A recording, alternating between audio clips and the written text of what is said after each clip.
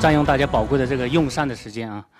大家肚子都饿了，那饿了的话，随时可以出去拿东西吃，我们不介意大家边吃边听啊，只要你们大家还回来啊。那非常荣幸能参加今年的这个 WISE Tour， 感谢 WISE 方的邀请，那我们是来自腾讯天美工作室游戏音频中心的我叫陈小荣，切一下，我叫陈小荣，从事音频设计大概12年的时间啊，这期间做过很多的项目。那最近可能上线的最近上线的能被大家知道的，可能就是《魂斗罗》和这个吃鸡的手游版《全境出击》啊。那目前在这个天美这边主要负责 FPS 的一些项目的音频的开发。那今天我给大家分享的一个这个案例，主要是一款 MOBA 的游戏。那在 FPS 这边的话，会由我们团队的潜力股宋慈同学给大家来介绍。那宋慈现在做个自我介绍。大家好，我是宋慈。sorry， 不好意思。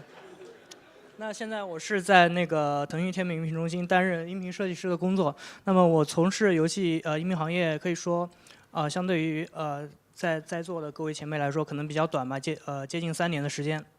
那么我进入腾讯之后呢，参与过内战，还有那个绝地求生、全境出击，还有我们的CODM 等 FPS 手游的项目。那么在这里我顺便说一下，我也是上海文华电影学院视觉媒体声音设计专业的第1期的毕业生。那么所以今天时隔3年又来到母校，非常开心。所以非常高兴可以借这次WISE 提供的机会向各位多多请教。因为我长得跟宋慈有点像，可能刚才切错了。那个大家好，我是来自那个天美工作室群的音频程序员仲徐，然后我主要负责声音引擎的整合、声音工具开发、声音功能的开发、pipeline 构建等工作。然后参与过的项目就如这里所列的，穿越火线手游啊、御龙在天啊、魂斗罗归来什么的。那我想插一句话，就是在座的程序员有哪些？能举个手让我看一下吗？1、2、3、4、5，好，6，好。然后接下来就是请小王老师继续。非常尴尬，在座的程序员很少，跟我们团队的现状一样。John 是我们团队的这个国宝级的人物，也是我们团队唯一的一个程序员，所以他基本上肩负了我们天美所有项目的这种各种的音频的疑难杂症，所以大家看非常的重量级，对不对？这重量级才能镇得住这么多项目。那今天我们大家大概分享的内容主要分为5个部分大家简单看一下就不一一说了。那我们直接开始吧。天美工作室目前是腾讯旗下这个最大的游戏自研的工作室群旗下的这个游戏的用户非常的多。那我们团队现在大概有刚刚好达到30个人。那今天好像有一大半都在现场当托然后我们现在目前负责的这个游戏有20多款左右，大部分都为手游。那 WISE 也是我们现在主要使用的中间件。项目非常多，我们以大家比较熟知的一款游戏给大家做个简单的介绍。王者荣耀。对，我们在做王者荣耀的时候，顶峰时期投入的音频设计师多达8个人可惜这8个人里面没有我没有参与过。对，这毕竟这么赚钱的游戏。然后王者荣耀合作的这个艺术家有200多位，其中包括这个大名鼎鼎的汉斯基莫。然后到目前为止，王者荣耀的英雄和皮肤达到了140多个，然后所以大家看这个声音的数量级也是非常庞大的。那这样的开发规模已经堪比这种端游的开发规模了，也能够表达我们这种在手游端做精品的这种决心吧。那今天我们主要是想跟大家聊一聊手游音频的一些设计的理念。那天美从第一款手游叫《天天爱消除》吧，至今已经5、6年的时间了。在这5、6年的时间里面，我们的用户其实已经发生很大变化，他们的要求一直在提高，他们的品味一直在提高。那其实我们也一直在摸索对比起传统的端游，我们的手游音频设计应该有哪些差异化，又到底应该去追求什么？那在做端游的期间，我们知道我们都会去追求这种像互动电影一般的极致的这种沉浸感和体验感。但是对于手游来说的话，会不会有一些差异呢？其实不仅仅如此啊。我们来看一些数据，通过右图我们可以看到这个玩家们在玩手游的这种状态啊，他们有一些在这个电视机前、在床上、在沙发上、有的在厕所，是吧？他们这种玩游戏的状态是非常休闲化的。然后呢，我们还有大量的这个手游用户啊，他们都是非传统的这种游戏玩家，他们并没有玩过端游。然后这个手游的这个市场还在不停的快速的发展啊。所以这些数据告诉我们，我们的用户其实发生了很大的变化。那我们的手游其实它是有一些自己的特性的。那我们也总结了一些关于手游的一些特性，比如说，哎，这个字怎么横着的？这个物理特性啊，它的屏幕比较小，它的性能比较受限，然后这个扬声器啊，这个播放终端呢缺乏标准耳机啊、扬声器啊各种不一样。然后用户的场景也非常的多样化，就刚刚说的什么厕所啊、沙发等等，时间非常碎片化，所以我们的手游的这个单局的时间会比端游来说大大的缩短，也是为了适应玩家这种碎片化的时间玩游戏啊。然后在项目开发特性上，其实也有一些它自己的特性，比如说我们同时20多款游戏在开发，而且它们的风格各种各样多样化，什么类型的游戏都有，并且开发周期非常短啊，拿到一款游戏项目组，动不动就说我半年我就要做完，我就要上线，当然实际不一定是半年啊。然后它的迭代非常的快速，这期间还有各种各样的需求变化，所以这样的结合这些手游的特性，回到我们之前的问题，那我们在做手游设计的时候，最主要的应该去追求一些什么？那我们这边是这么想哈，是类似于交响乐这样的比较复杂精巧，然后细节非常多、非常完美，还是说像摇滚乐这样啊，简单直接、快速的打动你，这样比较好？那其实有一点我们是可以肯定的，对于手游音频的设计，绝对不仅仅只是这个混音的问题。其实我们还需要有更多的这个设计和思考，是需要去针对玩家玩游戏的这种心态，还有他们一些玩游戏的这种行为。比如说，我们首先就要面对玩家为什么要轻而易举的把我们这个精心设计的一些声音关掉。那在这里，我想引用一下这个国外的一个非常有名的声音设计师 Walter Murch 的一个理论啊，他认为声音可以分为2个色调，一个冷色调，一个暖色调。那冷色调的声音通常是需要我们左脑去进行编码的，然后就是我们比如说一些语音呢，或者一些带有这个信息量的音效。那暖色调的声音更多是一些情绪啊、氛围感的东西，比如说音乐或者是环境音效。那我们认为在这个手游上，我们可以更多的利用这个冷色调的声音哈，利用冷色调的声音提供给玩家更多有价值的信息，让玩家去依赖我们的声音。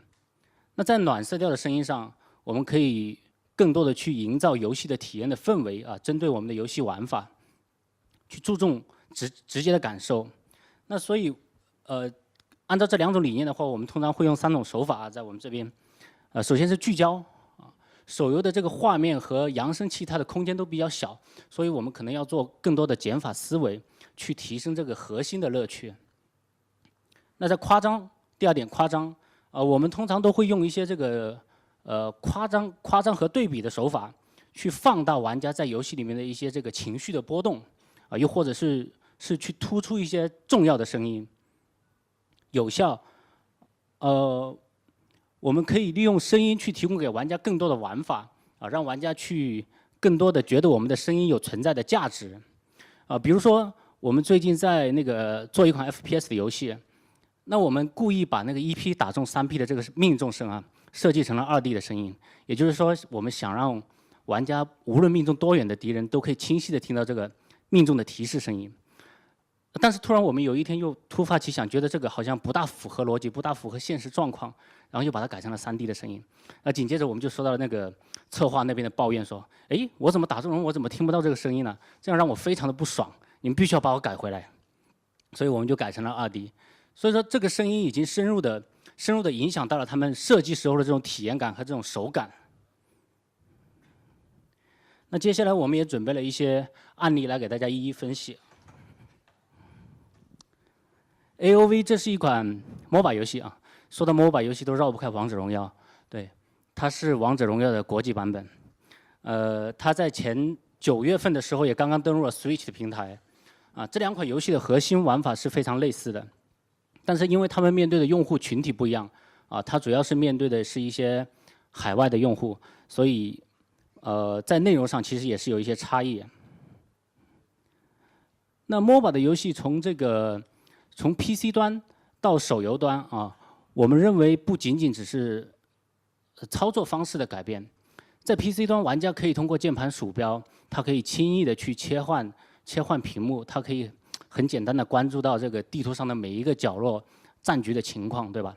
但是在手机端的话，这样的操作就会变得很困难，所以玩家大部分的视角都是聚焦在自己操作的角色的身上的，所以这种的操作习惯的改变，对于我们的声音设计的策略也有一些变化。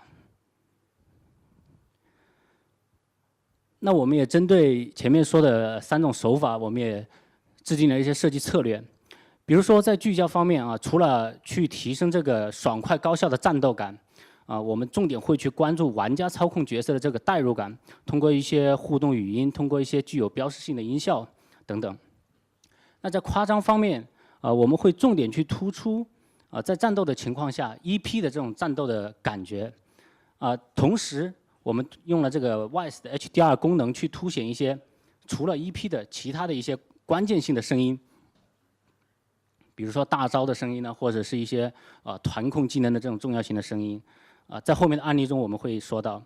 那在有效方面，我们设计了一些预设的一些这个战术语音也是为了可以加强玩家之间的简单的操作，它就可以加强玩家之间的交流。比如说有一些新手玩家，他刚进游戏的时候，他其实就是通过这个高手们发送的这些简单的预设的指令来引导他们玩游戏的。那我们一一来进行分析。在 MOBA 游戏里面，我们知道玩家会有很多这个关键性的行为，那我们也针对这些关键性的行为做了一些情绪的提炼，为他们设计了一些互动语音。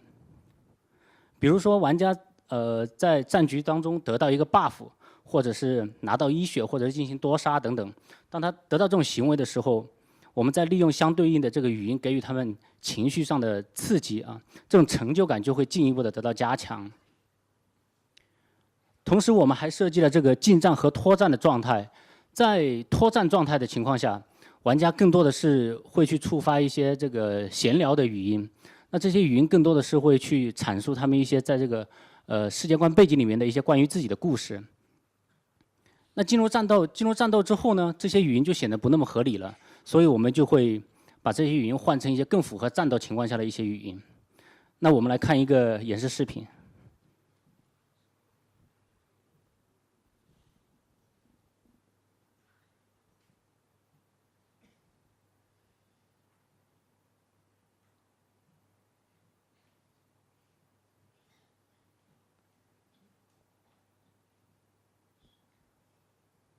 我们的操控师不大熟练。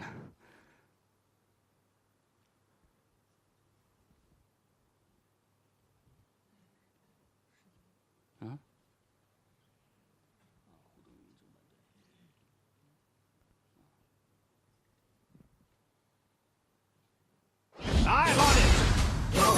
First blood! This doesn't even whet my appetite.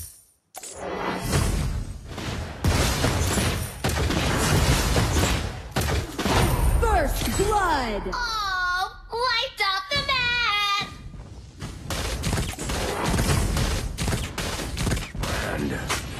Bloodbath! Not even breaking a sweat! No! I mean, yeah!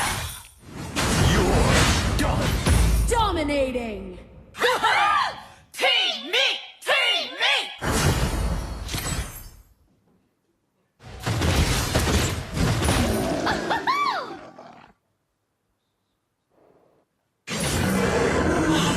Yes, more!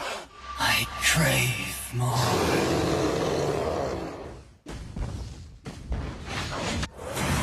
We gotta focus.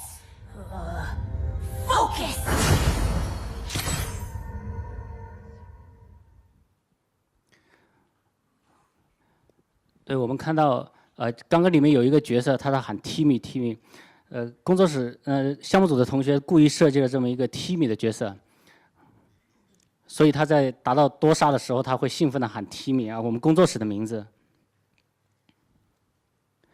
那在互动语音方面，我们还设计了一个就是目标的机制判断，我们会区分玩家释放技能的时候，他当前的目标是否是敌方的英雄啊？那这样设计的目的其实也是为了加强这个他放技能的时候它的语音的交互性，同时也可以让他放语音的时候放技能的时候这个语音的内容显得更加的合理。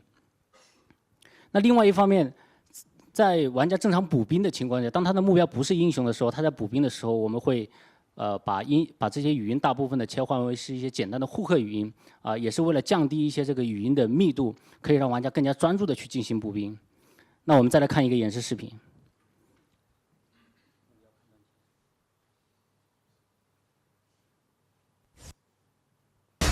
Nature's fury!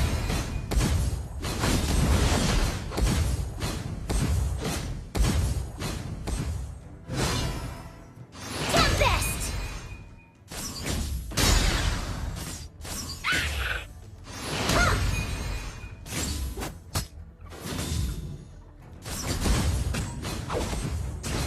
Charmed, I see. You're so dead.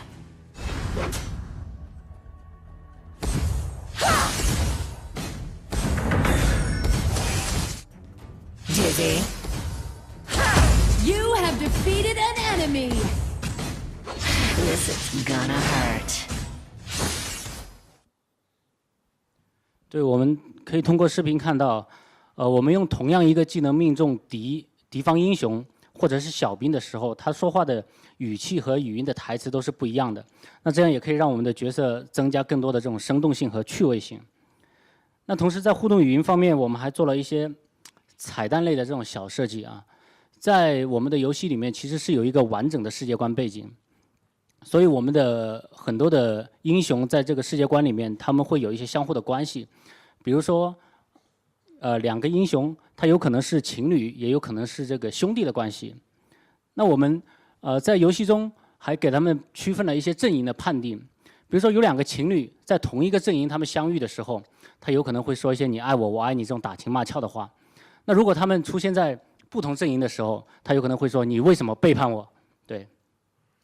那这样的触发条件还包括在游戏里面会是相遇的时候触发，然后也有可能是互相击杀的时候触发。啊，我们再来看一个视频。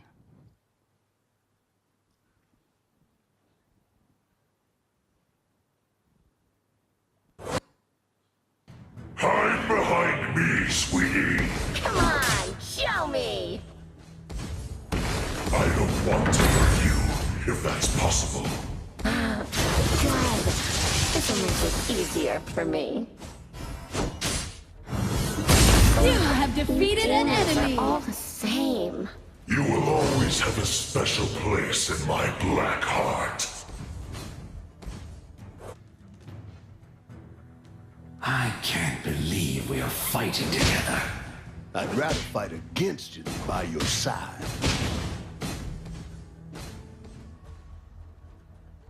This will be your last battle. We meet again. This can't be happening. I should have done this long ago. You have defeated an enemy. 对，这样的一些，他们会你来我往的去进行这种交谈啊，一个回合。那这样的设计啊，也会大大的增加这种趣味性。我们有很多玩家在游戏里面体验到这种小彩蛋的时候，他就会把它录下来，然后放到 YouTube 上去，在评论区里面进行一些评论和交流，所以也可以给我们的项目带来一些话题感。那前面我们说到，我们使用了 HDR 的系统来为这个 E3P 的技能进行混音，目的也就是为了让玩家在这个战局的时候，他可以听到一些对他有威胁的声音，或者是一些关键性的大招的声音。因为在我们使用 HDR 之前，一直有一个问题，我们的设计策略是为了突出 EP 的声音效果，但这样势必会带来让我们的3P 的声音变得更加的氛围化，所有的声音都变得不那么清晰了。所以，但是我们还是想让玩家在战斗的时候，他可以能够关注到一些对他有威胁度比较高的声音，或者是一些队友释放的团控型的这种重要型的技能的声音。所以我们就用 HDR， 它可以很好的帮助到我们。那以3P 的这个总线为例，我们介绍一下 HDR 在这个技能上面的应用啊。首先，我们把这个3P 所有的技能要用的技能放在这个 bus， 这些技能都是按照这个不同的分类区分的 bus 放在一起，然后制定好它们之间这种音量的逻辑关系啊。这个音量逻辑关系非常的重要，因为 HDR 通过 HDR 输出之后，这些逻辑关系是要保持不变的。那我们可以看到，我们希望在战斗中去突出3P 的一些关键性的技能，所以它的 bus 的音量是最高的，是3 dB 啊。然后其次是一些大招命中的技能的声音，那我们把它设置是负2 dB。再接下来才是一些大招释放的声音，然后是普通攻击普通技能、普通攻击。那这样通过 HDR 输出之后，我们可以确保，当只有音量很小的普通攻击的这种声音进来的时候，我们 HDR 的这个阈值设置是负3啊。当只有这个普通攻击小的声音进来的时候，它会通过 HDR 提升这个3个 dB， 所以它的声音其实是可以清晰的被听到的。但是如果有更重要的声音进来，它的音量优先级更高的时候，它就会把这些低的声音相对应的去压低，这样我们可以去突出这些更重要的优先级高的声音。那我们设置了3个情景，这是一个团战中的3个情景，可以简单看一下。threshold 依然为负3。第一个 time 1，当我们大招的声音进来的时候，负3 dB 的声音进来的时候，那这个时候它是等于这个阈值的，所以它输出的音量为0。那当命中的声音进来的时候，它是大于这个阈值了，所以它负2的声音进来，它会变成0。那这个时候大招释放的声音，它因为要保持同样是1 dB 的间隔，所以它这个时候输出的时候变成了负1。HDR 的原理大家应该都知道吧？不知道看看说明书。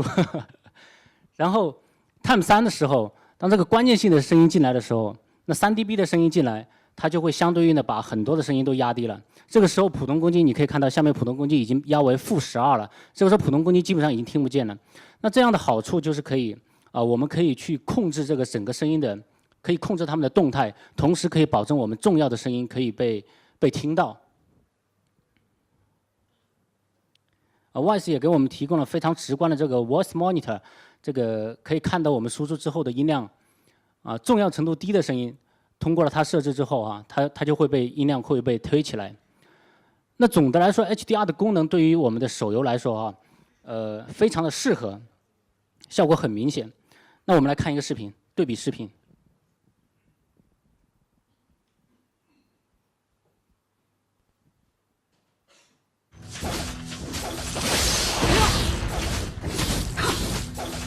升龙斩！